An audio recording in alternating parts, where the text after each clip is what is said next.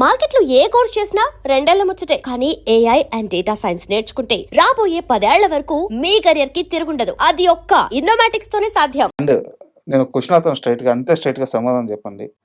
Raghava Lawrence మీద భగవాను పుల్లారావు ఇద్దరు ప్రేమతో ఉన్నారా, కోపంగా ఉన్నారా? అప్పుడు చెప్పాలంటే టు బి ఫ్రాంక్ అప్పుడు కోపంగా ఉన్నామండి. ఆ, అంటే మేము అనుకున్న బడ్జెట్ వేరండి. ఉమ్, సినిమా అయ్యేదానికి చాలా డబుల్ అయిపోయింది. అది అందుకే అడిగింది. అవును. డబుల్ అయిపోయింది. ఉమ్, అది యాక్చువల్గా మేము అనుకున్న బడ్జెట్ అగ్రిమెంట్స్ కూడా ఉన్నాయండి. అప్పుడు పక్కా అగ్రిమెంట్స్ కూడా ఉన్నాయి. బడ్జెట్ డబుల్ అయిపోయింది అప్పుడు. యాక్చువల్గా ఇండస్ట్రీలో అంతా ఇంకెళ్ళి సినిమా చేయలేరురా బాబు, ఈ సినిమా బయట పెట్టలేరు అనుకున్నారు అందరూ కూడా. ఉమ్. Rebel rebels. ప్రభాస్ గారి డేట్స్, ఆయన హీరో అసలు మామూలు క్రేజ్ కాదు. ఆ విషయంలో హీరో గారు బాగా కోఆపరేట్ చేశారండి. సో హీరో గారు బాగా కోఆపరేట్ చేసి ఆ సినిమా రిలీజ్ అవ్వడానికి చాలా హెల్ప్ అయ్యారు మాకు. ఇప్పుడు ఆ సినిమా లారెన్స్ గారితో చేసేటప్పుడు మేము అనుకున్న బడ్జెట్ అంతా కూడా సగం సినిమా అయ్యేటప్పటికే అయిపోయిందండి బడ్జెట్ అంతా సో ఆ సినిమాకి. మరి ఇంకా సగం సినిమా తీయాలి, ఇంకెంత బడ్జెట్ అవుతుంది ఉమ్, అనేది పెద్ద ప్రశ్న అండి. అసలు సరే, మరి ఈ లారెన్స్ గారు ఏ విషయంలోనూ అది కావాలి ఇది కావాలి ఎక్కడ కాంప్రమైజ్ అయ్యేవాడు కాదు. ఉమ్, మరి దీన్ని కంప్లీట్ చేయాలి. అట్లాగా సగం సినిమా అయ్యేటప్పటికి ఈ సినిమా లాసు, పెద్ద లాసు అనేది ప్రొడ్యూసర్స్గా మాకు తెలిసిపోయిందండి. సో అయినా సరే దాన్ని ఎక్కడా వదిలిపెట్టకుండా ఫస్ట్ డే ముహూర్తం రోజున ఎంత ఉత్సాహంగా ఉన్నామో ఉమ్, అదే ఉత్సాహంతో కంప్లీట్ చేసి రిలీజ్ చేసామండి.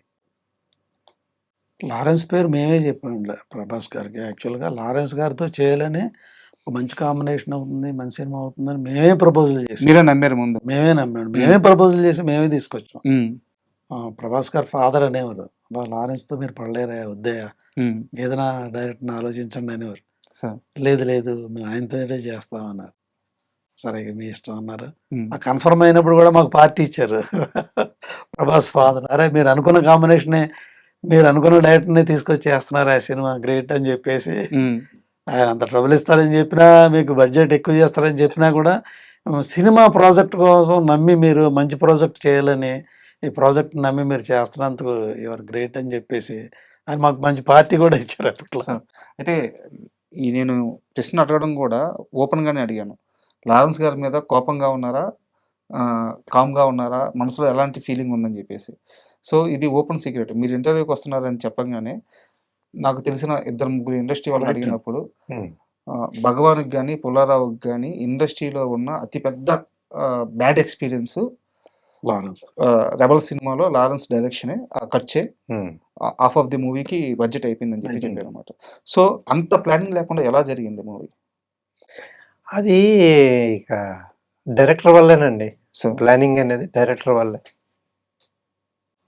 మీకు అర్థమవుతుండేదా సెట్లో? అర్థం అయ్యేదండి. సగం సినిమా అయిన తర్వాత ఏం చేయగలమండి మనం ప్రొడ్యూసర్స్గా? మన చేతుల్లో ఏముంటుంది? సగం సినిమా గొడవ పడితే అక్కడితో ఆగిపోతుంది. మంచి సినిమా అవుతుంది, కంప్లీట్ చేయాలి అన్న ఉద్దేశంతో కంప్లీట్ చేశాను అన్నమాట. యాక్చువల్గా రెబల్ సినిమా మీరు కమిట్ అయ్యారు కదా, ఆ టైంకి బాహుబలి టాక్స్ స్టార్ట్ అయిపోయినాయి. ఉమ్, రాజమౌళి గారిని అడిగి ఉమ్, పర్మిషన్ తీసుకొని వచ్చి మీ దగ్గరికి వచ్చి రెబల్ సినిమా చేశారు ప్రభాస్ గారు. చేశారు. అవును. మేబీ వారితో మీకున్న అనుబంధం, మీతో వారికి ఉన్న అనుబంధం నాకు తెలియదు కానీ ఉమ్, చాలా బిజీ షెడ్యూల్ మధ్య రెబల్ సినిమా చేశారు ఆయన. ఉమ్, ఫ్యాన్స్ అందరూ కూడా చాలా ఎక్స్పెక్టేషన్స్ పెట్టుకున్నారు. ఉమ్. సో ఇప్పుడు ఎలా ఉంది ప్రభాస్ గారితో మీ రిలేషన్? కానీ ఏమన్నా ఇప్పుడన్నా కనిపిస్తే మాట్లాడు. బాగుందండి, బాగుందండి. అట్లాంటిది ఏమీ లేదండి. ప్రభాస్ గారు దేవుడు లాంటి మనిషి అండి, సో మంచి హీరో. వారి ప్రభాస్ గారి ఫాదర్ తో కూడా ఏదో మీరు పార్టీ అన్నారు కదా, సో ఎలాంటి పార్టీ ఉండేది వాళ్ళది? ఆ ఫుడ్ కానీ? అవును అబ్బా, అసలు ఫుడ్ విషయంలో చాలా గ్రేట్ అండి. ప్రభాస్ గారు ఇంటికి వెళ్ళామంటే వెజిటేరియన్ తినేవాళ్ళు ఇబ్బంది పడాలండి, అలా ఉంటుంది అన్నాడు ఇంటి ఫుడ్. ఓకే. అసలు ముందు మేము మాట్లాడడానికి వెళ్ళాం అనుకోండి, ముందు ఆ టేబుల్ మీదకి అదొక స్నాక్స్ లేకపోతే ఏదో ఒక రాకపోతే అసలు మాట్లాడరు అప్పటి వరకు. స్నాక్స్ వచ్చిన తర్వాత, తిన్న తర్వాత, కాఫీ తాగిన తర్వాతే మాటలు ప్రారంభం అవుతాయి. ఓకే. అప్పటి వరకు అసలు మాట్లాడరు. అంటే ఆతిథ్యం ఉండడంలో అంత గొప్పగా ఉంటుంది. చాలా మంది చెప్పారు. అట్లాగే అసలు ఆయన షూటింగ్ వస్తున్నారంటే రోజు ఒక 20 మందికి 30 మందికి భోజనాలు వస్తూనే ఉండే. వాడి నుంచి అలాగే కృష్ణరాజు గారు యాక్ట్ చేశారు. సార్ కృష్ణరాజు గారు ఉన్న రోజులు ఇంటి దగ్గర నుంచి ఒక 20 మందికి భోజనాలు వస్తూనే ఉండే. అద్భుతమైన రకరకాలు యూనిట్లు అందరికి, ఇంపార్టెంట్ టెక్నీషియన్లు అందరికి కూడా, సార్ ప్రొడ్యూసర్లకి, డైరెక్టర్లకి, కెమెరామ్యాన్ అందరికి ఒక 20 మందికి భోజనాలు. అలాగే అంత ఆతిథ్యం ప్రభాస్ గారు కానీ మరి కృష్ణరాజు గారు కానీ వండర్ఫుల్ అండి. ఫుడ్ పెట్టి ఈ మాట అసలు యాక్చువల్ గా ఆన్లైన్ లో సోషల్ మీడియా అంతా ఇదే అంటారు, ఫుడ్ పెట్టి చంపేస్తారు. ఒకసారి మేము ఒక పార్టీ జరుగుతుంది, అరే బిర్యానీ పెట్టారు. అది అరే బిర్యానీ చాలా బాగుందంటే కట్ చేస్తే అలా ఆ పర్సనల్ అసిస్టెంట్ పిలిచారు, అరే 2 ప్యాక్స్ ఇద్దరికి చేసి ఇంటికి పంపించి ఇమీడియట్ గా మా ఇళ్ళకి పంపించేశాడు. బాగుంది అన్నందుకు. అందుకని అంత అట్లాగా అంత గొప్ప వ్యక్తి అండి నిజంగా. Super sir. అండ్ ఈ రోజు ప్రభాస్ గారిని చూస్తుంటే, అంటే మీరు కలిసి పనిచేశారు, సో మీకు ఒక అనుబంధం ఉంది, ఒక ట్రావెలింగ్ ఉంది. ఈ రోజు ప్రభాస్ గారు ఉన్న స్థాయిని, ఆ పాన్ ఇండియా స్టార్ అనే ఆ క్రేజ్ని చూస్తున్నప్పుడు ఎలా అనిపిస్తుంటది మీకు? చాలా సంతోషం, చాలా ఆనందంగా ఉంటుందండి హీరో గారితో. యాక్చువల్గా వారు రెబల్ అయిపోయిన తర్వాత ప్రామిస్ చేశారు, మాకు మరలా మీకు తప్పనిసరిగా సినిమా చేస్తానే, చాలా కష్టపడి తీశారు మీరు ఈ సినిమా, మీరు చేస్తారు తప్పనిసరిగా, నేను ఇంకో సినిమా చేస్తాను మీకు అని ఆయన ప్రామిస్ చేశారు. మేము ఆ ప్రామిస్ ఇంకా ఉపయోగించుకోలేకపోయేప్పుడు.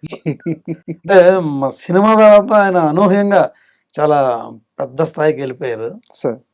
కానీ ఇప్పటికీ మేము కలిస్తే చాలా రెస్పెక్ట్ ఇస్తారండి ఆయన, చాలా రెస్పెక్ట్ ఇస్తారు, చాలా ప్రేమగా మాట్లాడతారు. ఆ ఆప్యాయత అయితే ఉందండి ఆయన దగ్గర. ఇప్పటికీ ప్రతి ఫెస్టివల్ కి మాకు మెసేజ్లు వస్తాయి, గ్రీటింగ్స్ వస్తాయి ఉంటాయి ప్రభాస్ దగ్గర ఇప్పటికీ వస్తాయండి, ప్రభాస్ గారి దగ్గర నుంచి. అంటే మీరు ఇందాక అన్నారు సినిమా సగంకి బడ్జెట్ అయిపోయింది, అవునండి, ఆపలేము, ఫినిష్ చేయాల్సిందే, మాకు లాస్ వస్తుందని తెలుస్తుంది, అయినా కానీ సినిమా ఫినిష్ చేస్తాం. ఆ కష్టాన్ని ఆయన గుర్తుపెట్టుకున్నారు, అది గొప్ప విషయం. ఇప్పుడు ఏ నిర్మాత అయినా ఎందుకు సార్ అంత పాకులాడేది? డబ్బులు సంపాదించాలనుకుంటే 100 బిజినెస్లు ఉన్నాయి, 2% 3% సక్సెస్ రేట్ ఉన్న ఇండస్ట్రీలోకి వచ్చి కోట్ల రూపాయలు ఏ నిర్మాత అయినా ఎందుకు పెట్టేది? ఆ ప్రేమ కోసం, ఆ గౌరవం కోసం. అది ఇచ్చిన హీరో అనిపిస్తున్నారు నాకు ప్రభాస్ గారు. కరెక్ట్ అండి. మేము రెబల్ అయిపోయిన తర్వాత పవన్ కళ్యాణ్ గారి దగ్గరికి వెళ్ళండి సార్, ఇది సినిమా చేయాలనుకుంటున్నా అంటే మా గురించి ఆయన ఏమన్నారంటే, అబ్బా రెబల్ గురించి నేను చాలా విన్నానయ్యా, మీరు రెబల్ అంత కష్టపడి చేసి ఆ సినిమా రిలీజ్ చేశారు, సో మీరు ఎలాంటి సినిమా అయినా చేయగలుగుతారు, సో మీకు తప్పనిసరిగా నేను సినిమా చేస్తానని ప్రామిస్ చేశాను.